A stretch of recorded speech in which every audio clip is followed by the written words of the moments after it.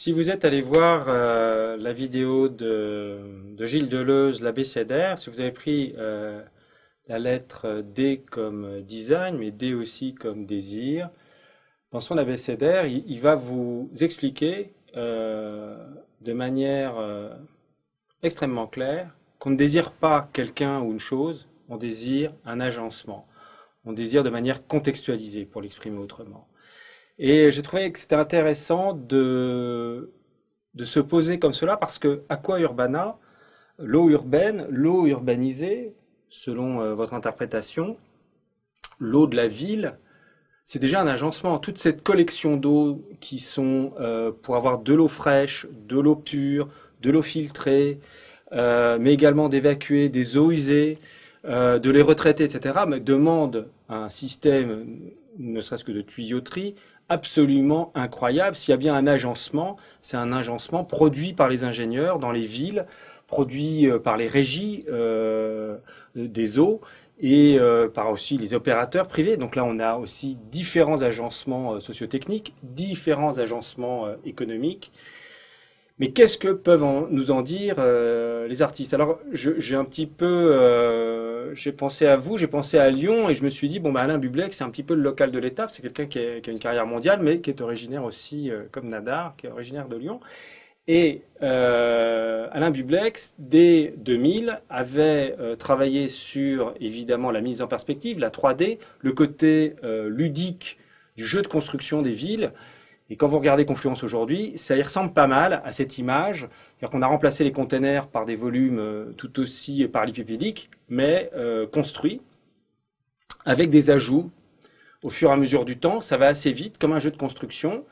Et on trouve même dans son image, d'ailleurs, une évocation de l'aéronaute Nadar dans son ballon, dans son aérostat.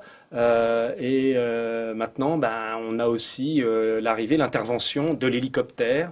L'hélicoptère qu'il a est un hélicoptère qui construit, c'est pas l'hélicoptère qui surveille les émeutes urbaines. C'est un hélicoptère qui amène peut-être un tuyau, tout simplement, d'arrivée d'eau, une canalisation quelconque.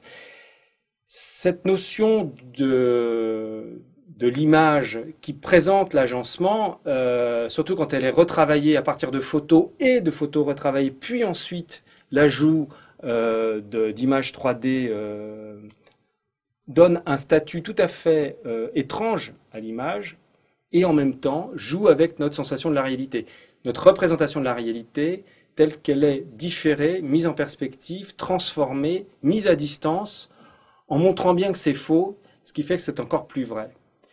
Dans le même type de jeu, et toujours avec de l'eau, la source de Ingres, c'est assez rare de trouver quelqu'un dans cette position dans la vie réelle, y compris à l'époque de Ingres. Il faut faire poser quelqu'un, ça prend des heures, et quand vous faites poser quelqu'un, a priori, l'amphore se vide assez vite, hein, ça dure quelques minutes. Donc on n'est pas du tout dans la réalité, on est bien dans une représentation de la réalité.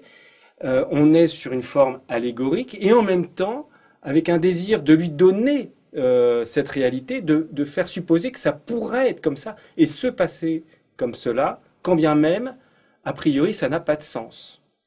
Et quel est le sens, effectivement, de se figurer dans une posture toujours avec ce coude relevé au-dessus de la tête, avec beaucoup de naturel donc, pour inonder ou finalement irriguer un territoire, un paysage, et ça n'existe pas, ça n'existera jamais, c'est une représentation, mais ça on le sait bien que c'est une représentation. Oui, mais en même temps on a l'impression que c'est vraiment vrai. C'est inquiétant ça. C'est une image finalement assez inquiétante où en reprenant finalement un thème très cher aux peintres. Vous pensez par exemple à la Vénus de Botticelli, donc Quattrocento, où il y a bien une écume sous les pieds de Vénus. Et bien ici, il y a aussi une petite écume. Donc là, par contre, c'est pas la mer qui finalement accouche de la Vénus. C'est le peintre qui accouche d'une Vénus au moyen d'une eau lustrale peut-être, d'une eau qui est presque morte, à qui ces personnages redonnent vie. Et ça, c'est intéressant, parce que effectivement, quand l'eau stagne au fond d'une amphore, on peut dire qu'elle n'est plus vivante. Et là, cette femme redonne la vie à l'eau. L'eau de la vie, mais donner la vie à l'eau.